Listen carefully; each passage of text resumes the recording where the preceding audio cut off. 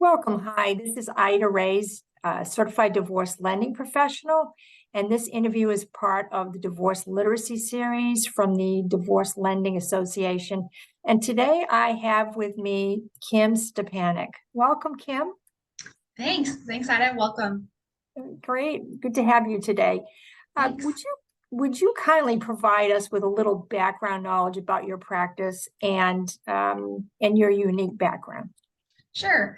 My name's Kim Stepanuk. As you mentioned, I work at Allied Title and Escrow, which is a regional title company. So we handle residential and commercial real estate settlements throughout the DC metropolitan area. I work out of our Chevy Chase, Maryland office, but we have a few other offices around here, and I've been doing this for several years now.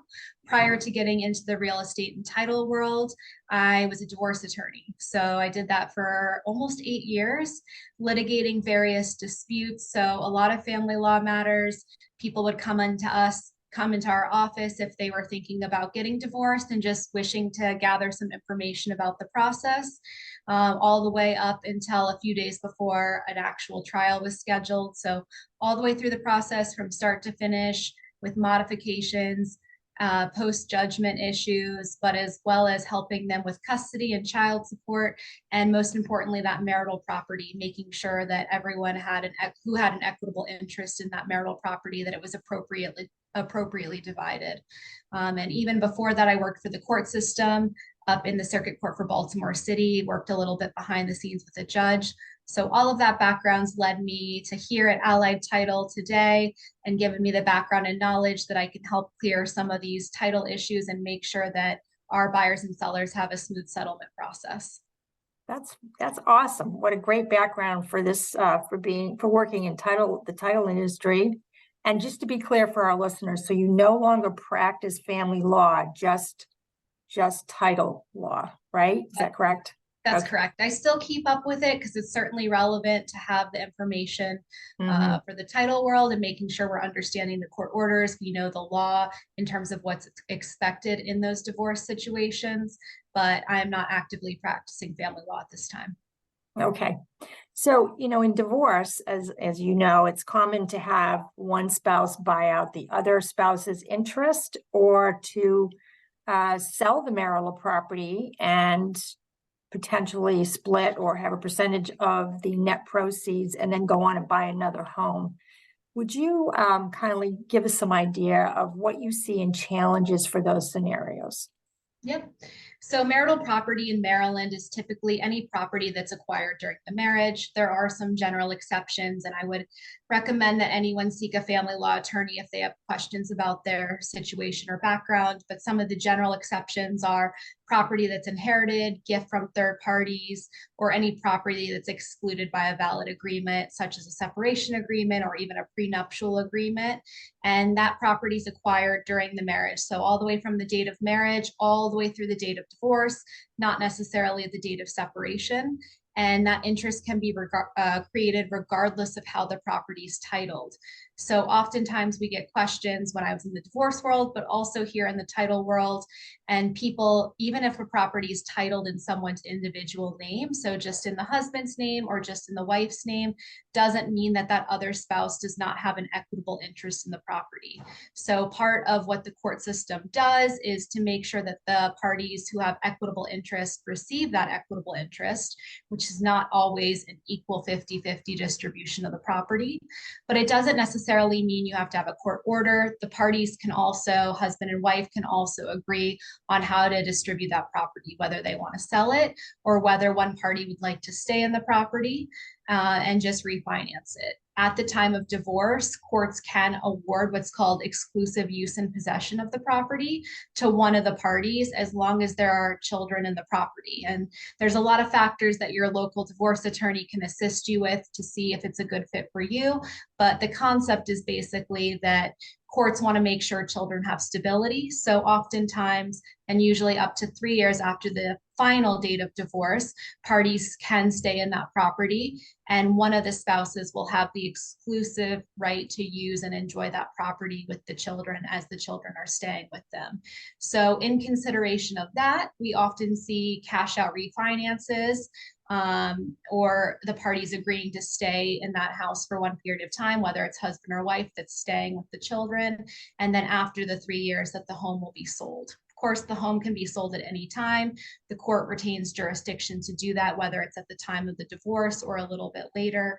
And of course, the parties can always agree otherwise. So the court will defer to husband and wife, or wife and wife, or husband and husband. The court will defer to those spouses in terms of what works best for their family.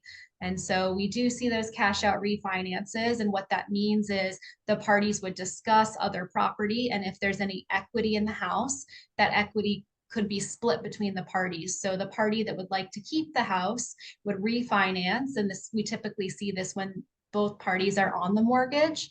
So in that scenario, the property would be refinanced with a lender like you.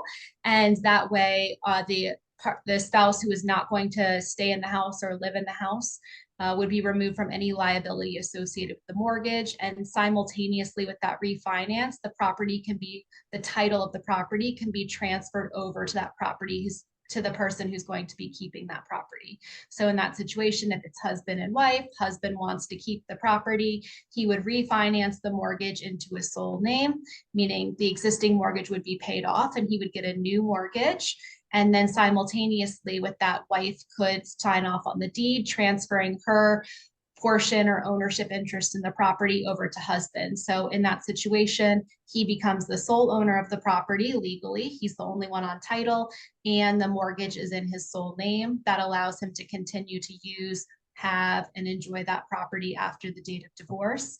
And because there is probably some equity that the parties have accumulated over time, and however the parties agree to split it, or if it's consistent with the court order, some of the money that's part of that refinance could be dispersed directly to wife. So say, for example, there's $50,000 of equity. At the time of the refinance, 25,000 or half of that could be paid out to wife. And we get a lot of questions about that. So as the title company, as a title attorney, we're looking for those court orders or the signed agreements of the parties. Yeah. People can even come into our office at the time of settlement and give us those instructions. So if $25,000 is going to go to the wife, we will handle that disbursement. Nothing that you have to worry about. I know it could be difficult when people are going separate ways and establishing different bank accounts. There is a 3-day right of rescission, meaning parties have the right to change their mind for residential refinances in Maryland for up to 3 days. So after that 3-day window passes, we as the title company would handle dispersing those funds directly to wife in that example, and it would be taken care of. So we do everything we can to make sure it's a smooth process. We're the real estate experts here, and we'll make sure to comply with the court orders, the agreements of the parties, and to make it, again, as smooth as possible for the sellers or those individuals refinancing at that time. If the parties don't want to keep the house, neither husband nor wife want to keep the house, or it's not financially feasible to do so, the property can be sold as well, and we can assist with that process. Perfect. Okay, so, we know that, each divorce is very unique, as the people that are involved are very unique, which some children, some without children. Can you give some advice, like a heads up advice to somebody starting down this road, or, maybe they're thinking about it or in the process, anything that you could offer to the listeners?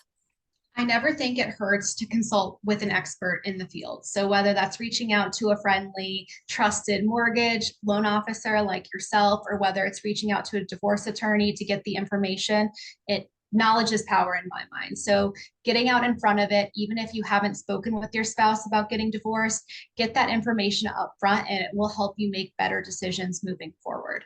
So that's first step. I would say get the information. And step 2 is to then make sure you're on the same page as your partner or your spouse. I always say there's 2 ways to get a divorce done: by court order or by mutual agreement. So if you and your spouse are on the same page about how to move forward, how to distribute the property, how to handle the kids, how to handle any types of support payments, the court will always defer to what's best for your family They do retain some jurisdiction to make sure that decisions are best for the children, including child support, and that's a little bit of a carve out. But in terms of property, 99.9% of the time, the court's going to honor the agreement of the parties in terms of the property unless they believe it's egregiously unfair. So that's where, after consulting with an expert, understanding how the process works, understanding your rights under the law, that's where I would then recommend sitting down with your spouse or partner to decide what to do with larger assets, such as your house. If you and your spouse are on the same page, whether it's about all of the issues in the divorce or just about one issue, such as the real property or the house that's going to be sold, get it in writing, work with that attorney, get something down in writing to make sure that it's clear what's going to happen.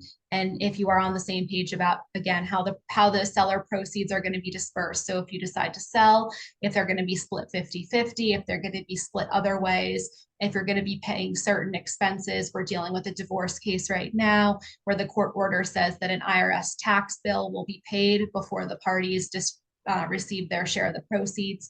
Those are the kind of things that we can do to make sure that some of the items are checked off the list. Same with the refinance. Just let us know how you want it to be done. We can make sure that an agreement's drafted up and honor that agreement between you guys. So court order, mutual agreement.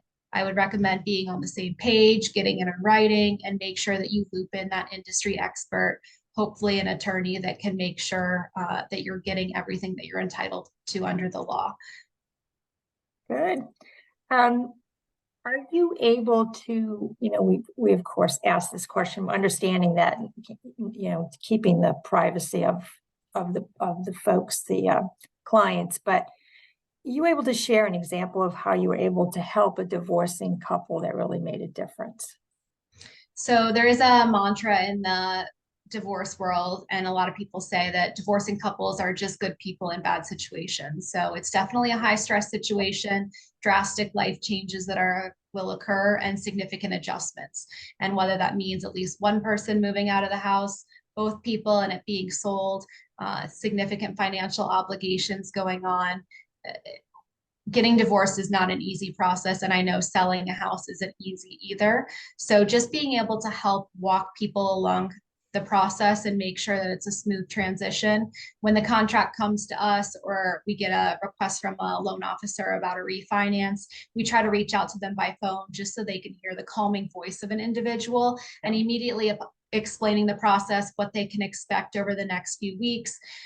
You can just hear their tensions, stress, anxiety just being brought down on a level, understanding that good title companies can make sure it's an easier process, a difficult situation made a little bit easier. So that's my favorite thing about being in the title world. For some people, buying a house is going to be a celebration. For other people, it's going to be a challenge, but either way, it's a new chapter moving forward. And most people, by the time they get to the end of the road, onward and upward, a new challenge, a new chapter, and happy beginnings moving forward. That's great. Appreciate it. Do you have any final thoughts for our listeners? Sure. I would always recommend surrounding yourself with good, knowledgeable, and local resources. The reason I say local resources is because each state has different laws. So me personally, I'm licensed as an attorney and a title producer in DC, Maryland, and Virginia. So I'm happy to help in those jurisdictions. But if you're consulting with a divorce lawyer and you're getting divorced in Maryland, it's not necessarily helpful to consult with a Connecticut attorney or a family member who's an attorney practicing bankruptcy law in Washington. So make sure you're consulting with a divorce attorney or a divorce mediator or a divorce coach, or even a local loan officer like yourself here in the area that's familiar with the programs, that's familiar with the laws, and can assist you through that process. There are a lot of good resources here in the Amicable Divorce Network. Ida and myself, we're always willing to help. So feel free to reach out to us at any time. Again, even if it's just starting to cross your mind that divorce may be in your future or some sort of separation, we're happy to talk through the options of what it looks like to either get that refinance, sell the property, buy a new property if you're the one that's going to be leaving the property. Lots of good resources, and I believe it's never too early to start gathering that information. That's great. That's great advice. How can the listeners contact you if they would like to speak with you and get more information? Sure. Yep. I'm at Allied Title and Escrow. So my office is located in Chevy Chase. Anyone who wants more information can send me an email. My first initial K, last name Stepanuk, Stepanuk, at Allied Title and Escrow, spelled out. So Allied Title escrow.com. You can send me an email. More than happy to schedule a phone call or a Zoom call like this to make sure you understand the process moving forward. Ida, of course, you know how to get in touch with me as well. And Yes. anyone that's looking for more information about us as a title company, you can find us on the internet, yallied.com. Perfect. Thank you. Thank you so much for sharing your valuable time today. We are very appreciative of that. And we'll talk again soon. Thank you. Thanks for having me.